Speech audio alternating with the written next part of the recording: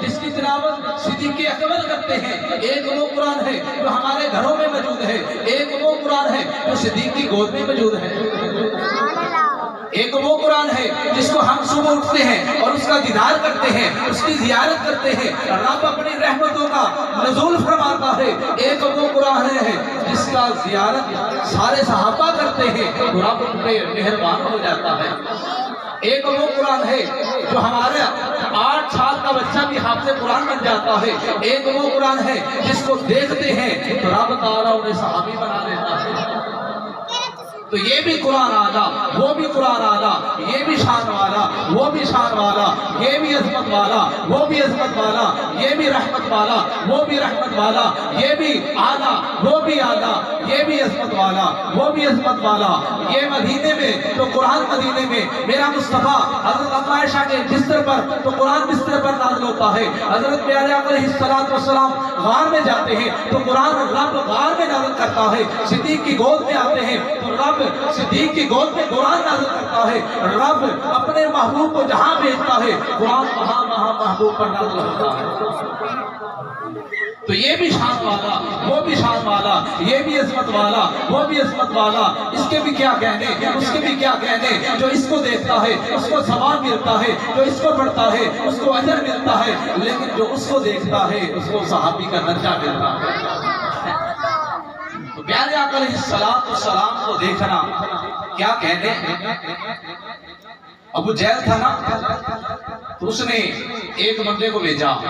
کہ جائیں نعوذ باللہ پیارے آقا علیہ السلام کو قتل کر کے آئے، لیکن اس نے آگے یہ بھی بات کی کہ جب تم جاؤ نا اپنے کانوں کے اندر نا روئی ڈال کے جانا۔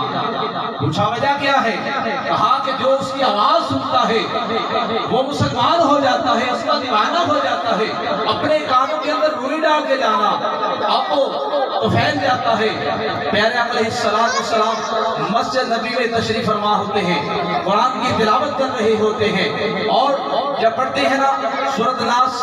شریف پڑھی جاتی ہے تو ادھر جو طفیل آتا ہے پیارے آقا علیہ السلام کو قتل کرنے کے لیے سے، جیسے ہی وہ پیارے آقا علیہ السلام کا چہرہ دیکھتا ہے نا وہ آگے پیچھے جانے کا اس کا دل نہیں کرتا، کہ جس کی صورت اتنی پیاری ہے، جس کا چہرہ اتنا نورانی ہے، جس کا چہرہ اتنا چاند سے بھی زیادہ چمک رہا ہے، اس کی آواز کتنی سونی ہوگی، اس کی آواز کتنی پیاری ہوگی۔ تو پیارے آقا علیہ السلام کو دیکھنے کے بعد اب اس نے اپنے کانوں سے روئی نکال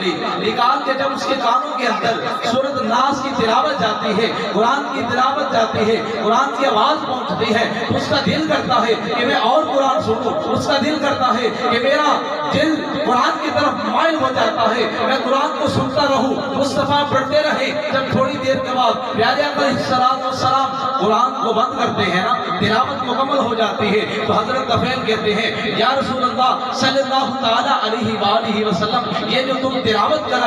رہے تھے، یہ جو تم جس کتاب کو پڑھ رہے تھے، اگر مہربانی فرما دے تو اس کو تھوڑا سا اور پڑھ دیں۔ اب وہ تھا تو کافر، نیت یہ لے کر آیا تھا کہ پیارے آقا علیہ السلام کو نعوذ باللہ میں نے قتل کرنا ہے، لیکن جیسے اس کے کانوں کے اندر قرآن کی تلاوت پہنچتی ہے، جیسے اس کے کانوں کے اندر قرآن کی آواز پہنچتی ہے اور قرآن کا دیوانہ ہو جاتا ہے، پیارے آقا علیہ السلام کا مستانہ ہو جاتا ہے اور عرض کرتا ہے یا رسول اللہ صلی اللہ تعالیٰ علیہ وآلہ وسلم، جو تم تلاوت کر رہے تھے، جس کتاب کو تم پڑھ رہے تھے، اگر مہربانی فرما دے تو تھوڑی سی اور تلاوت کر دیں۔ میرے آقا علیہ السلام نے فرمایا کتنی چاہیے؟ حضور عرض کی یا رسول اللہ صلی اللہ تعالیٰ علیہ وآلہ وسلم کچھ تھوڑی سی اور تلاوت کرتے۔ میرے آقا علیہ السلام نے پھر قرآن کھولا، سورۃ یاسین کی تلاوت کرتے ہیں، جب ایک رکوع سورۃ یاسین کا پڑھا جاتا ہے، اب اس کا جو دل تھا وہ مکمل طور پر مسلمان ہو چکا تھا، صرف اب زبان سے کلمہ پڑھنا باقی تھا۔ اور پیارے آقا علیہ السلام نے جب تلاوت مکمل کی، قرآن کو مکمل کیا تو پڑھنے کے بعد اب حضور فرماتے ہیں کہ اے طفیل اب تم اپنے گھر جاؤ، مجھے اپنے گھر جانے دو۔ اب وہ جاتا نہیں، حضور کہتے ہیں جاؤ، وہ جاتا نہیں۔ ارے وہ کیسے جاتا؟ دیکھا تو مصطفیٰ کو تھا، وہ کیسے جاتا؟ دیکھا تو میرے مصطفیٰ کو تھا نا، تو کہنے لگا حضور میں تو کچھ اور نیت لے کر آیا تھا، میں تو تمہیں قتل کرنے کے لیے آیا تھا، تمہیں مارنے کے لیے آیا تھا، لیکن یہاں تو میری دل کی دنیا بدل گئی یا رسول اللہ، اب میں ایسے نہیں جاؤں گا، پہلے مجھے کلمہ پڑھائیں اس کے بعد میں یہاں سے جاؤں گا۔ تو کہا یا رسول اللہ اب پہلے مجھے کلمہ پڑھائیے، مجھے مسلمان کیجئے، اس کے بعد میں یہاں سے جاؤں گا۔ پیارے آقا علیہ السلام نے اس کو کلمہ پڑھایا، جب وہ مسلمان ہو گیا نا، اب وہی جا رہا ہے، واپس جا رہا ہے، تو راستے میں ابو جہل ملا، کہتا ہے اے طفیل جو کام تمہیں دیا تھا کیا وہ پورا کیا یا نہیں کیا؟ وہ کیا کیا کام کا؟ تو کہنے لگا اب اس کام کو چھوڑ، اب مجھ سے پوچھ، آپ مجھ سے پوچھ کہ جو مصطفیٰ نے مجھے کام دیا ہے وہ کون سا ہے؟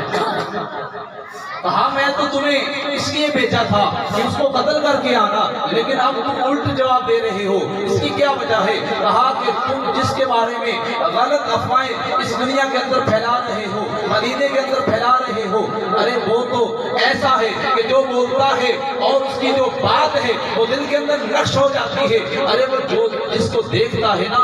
وہ اس کا ہی ہو کے رہ جاتا ہے۔